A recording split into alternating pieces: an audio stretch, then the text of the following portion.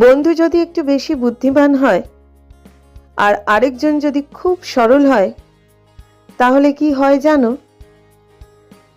নমস্কার, আজ তনুর গল্প সম্ভারে শোনাচ্ছি সুকুমার রায়ের একটি ছোট গল্প, দুই বন্ধু। গল্পটা শোনার অনুরোধ রইল। যদি ভালো লাগে লাইক করে দিও এবং তোমাদের পরিচিত ও পরিজনদের সাথে শেয়ার করতে ভুলো না।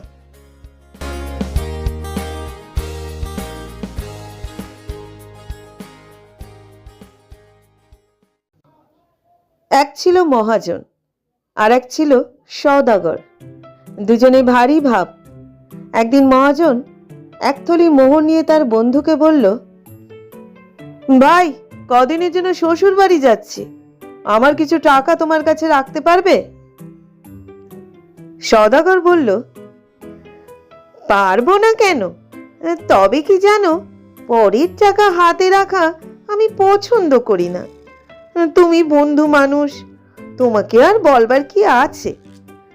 আমার ওই সিন্দুকটি খুলে তুমি নিজেই তার মধ্যে তোমার টাকাটা রেখে দাও, আমি ও টাকা ছোবো না। তখন মহাজন তার থলে ভরা মোহর সেই সওদাগরের সিন্দুকের মধ্যে রেখে নিশ্চিন্ত মনে বাড়ি গেল। এদিকে হয়েছে কি, বন্ধু যাবার পরেই সওদাগরের মনটা কেমন উসখুস করছে। সে কেবলই ওই টাকার কথা ভাবছে আর তার মনে হচ্ছে যে বন্ধু না জানি কত কি রেখে গেছে, একবার খুলে দেখতে দোষ কি। এই ভেবে সে সিন্দুকের ভিতর উঁকি মেরে থলিটা খুলে দেখল। থলি ভরা চকচকে মোহর। এতগুলো মোহর দেখে সওদাগরের ভয়ানক লোভ হলো। সে তাড়াতাড়ি মোহরগুলো সরিয়ে তার জায়গায় কতগুলো পয়সা ভরে থলিটাকে বন্ধ করে রাখলো। 10 দিন পরে তার বন্ধু যখন ফিরে এলো, তখন সওদাগর খুব হাসি মুখে তার সঙ্গে গল্প সল্প করলো, কিন্তু তার মনটা কেবলই বলতে লাগলো, কাজটা ভালো হয়নি। বন্ধু এসে বিশ্বাস করে টাকাটা রাখলো, তাকে ঠকানো উচিত হয়নি। এ কথা সে কথার পর মহাজন বলল, তাহলে বন্ধু, আজকে টাকাটা নিয়ে উঠি, সেটা কোথায় আছে? সওদাগর বললে, হ্যাঁ বন্ধু, সেটা নিয়েই যাও, তুমি যেখানে রেখেছিলে সেইখানেই পাবে, আমি থলিটা আর সরাইনি। বন্ধু তখন সিন্দুক খুলে তার থলিটা বের করে নিল, কিন্তু কি সর্বনাশ! থলি ভরা মোহর ছিল, সব গেল কোথায়? সব যে কেবল পয়সা। মহাজন মাথায় হাত দিয়ে বসে পড়ল। সওদাগর বলল, ও কি বন্ধু, মাটিতে বসলে কেন? বন্ধু বলল, ভাই, সর্বনাশ হয়েছে, আমার থলে ভরা মোহর ছিল, এখন দেখছি একটাও মোহর নাই, কেবল কতগুলো পয়সা। সওদাগর বলল, তাও কি হয়, মোহর কখনো পয়সা হয়ে যায়? সওদাগর চেষ্টা করছে এরকম ভাব দেখাতে যেন সে কতই আশ্চর্য হয়েছে, কিন্তু তার বন্ধু দেখল তার মুখখানা একেবারে ফ্যাকাশে হয়ে গেছে। ব্যাপারটা বুঝতে তার আর বাকি রইল না। তবু সে কোনো রকম রাগ না দেখিয়ে হেসে বলল, আমি তো মোহর মনে করেই রেখেছিলাম, এখন দেখছি কোথাও কোনো গোল হয়ে থাকবে। যাক, যা গেছে তা গেছেই, সে ভাবনায় আর কাজ নেই। এই বলে সে সওদাগরের কাছে বিদায় নিয়ে পয়সার থলি বাড়িতে নিয়ে গেল। সওদাগর হাঁফ ছেড়ে বাঁচল। 2 মাস পরে হঠাৎ একদিন মহাজন তার বন্ধুর বাড়িতে এসে বলল, বন্ধু, আজ আমার বাড়িতে পিঠে হচ্ছে, বিকেলে তোমার ছেলেটিকে পাঠিয়ে দিও। বিকালবেলা সওদাগর তার ছেলেকে নিয়ে মহাজনের বাড়িতে রেখে এলো আর বলল, সন্ধ্যার সময় এসে নিয়ে যাব।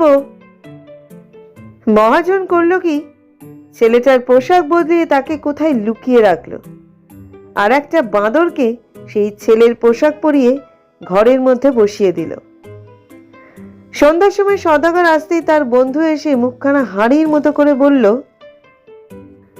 ভাই, একটা বড় মুশকিলে পড়েছি, তোমার ছেলেটিকে তুমি যখন দিয়ে গেলে তখন দেখলাম দিব্যি কেমন নাদুস নুদুস ফুটফুটে চেহারা, কিন্তু এখন দেখছি কিরকম হয়ে গেছে, ঠিক যেন বাঁদরের মতো দেখাচ্ছে। কি করা যায় বলো তো বন্ধু? ব্যাপার দেখে সওদাগরের তো চক্ষু স্থির। সে বলল, কি পাগলের মতো বকছো? মানুষ কখনো বাঁদর হয়ে যায়? মহাজন অত্যন্ত ভালো মানুষের মতো বলল, কি জানি ভাই, আজকাল কি সব ভূতের কাণ্ড হচ্ছে, কিছু বোঝবার জো নেই। এই দেখো না, সেদিন আমার সোনার মোহরগুলো খামোকা বদলে সব তোমার পয়সা হয়ে গেল। অদ্ভুত ব্যাপার। তখন সওদাগর রেগে বন্ধুকে গালাগালি দিয়ে কাজীর কাছে দৌড়ে গেল নালিশ করতে। কাজীর হুকুমে চার পেয়াদা এসে মহাজনকে পাকড়াও করে কাজীর সামনে হাজির করলো। কাজী বললেন, তুমি এর ছেলেকে নিয়ে কি করেছ? শুনে চোখ দুটো গোল করে মস্ত বড় হাঁ করে মহাজন বলল, আমি মুখ্য সূক্ষ্ম মানুষ, আমি কি অত সব বুঝতে পারি হুজুর? ওর বাড়িতে মোহর রাখলাম, 10 দিনে সব পয়সা হয়ে গেল। আবার দেখুন, ওর ছেলেটা আমার বাড়িতে আসতে না আসতেই লেজ টেজ গজিয়ে দস্তুর মতো বাঁদর হয়ে উঠেছে।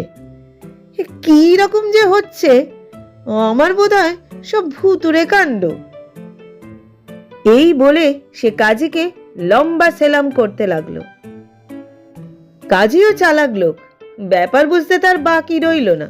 তিনি বললেন, আচ্ছা, তোমরা ঘরে যাও, আমি দৈবজ্ঞ ফকিরটাকে মন্ত্র পড়ে ভূত ঝাড়িয়ে সব শায়েস্তা করছি। তোমার পয়সার থলি ওর কাছে দাও, আর তোমার বাঁদর ছেলেকে এর কাছেই রাখো। কাল সকালের মধ্যে সব যদি ঠিক না হয়, তবে বুঝবো এতে তোমাদের কারোর শয়তানি আছে।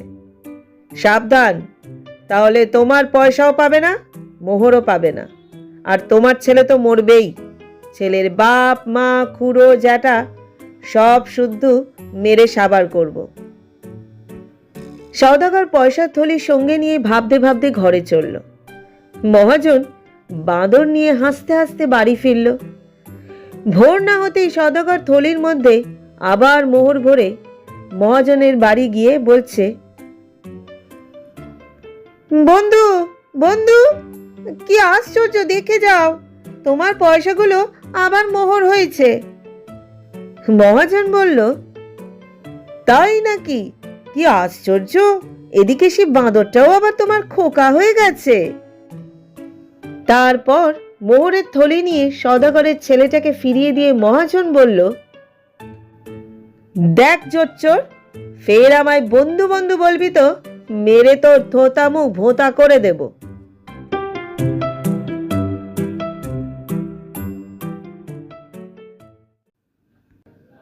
এই গল্পটা আমাদের শেখায় বন্ধুত্বে বুদ্ধি দরকার, কিন্তু তার থেকেও বেশি দরকার বিশ্বাস। তোমার এমন কোনো বন্ধু আছে কি? তাহলে কমেন্ট করে জানিও। আমাদের গল্পগুলো যদি তোমাদের ভালো লাগে, পছন্দ হয়, তাহলে যারা এখনো পর্যন্ত সাবস্ক্রাইব করোনি, আমাদের চ্যানেলটাকে সাবস্ক্রাইব করে আমাদের পাশে থেকো। আজকের মতো বিদায় নিচ্ছি, খুব শিগগিরই ফিরবো নতুন আরেকটা গল্প নিয়ে। সবাই ভালো থেকো, সুস্থ থেকো এবং অবশ্যই সাবধানে থেকো।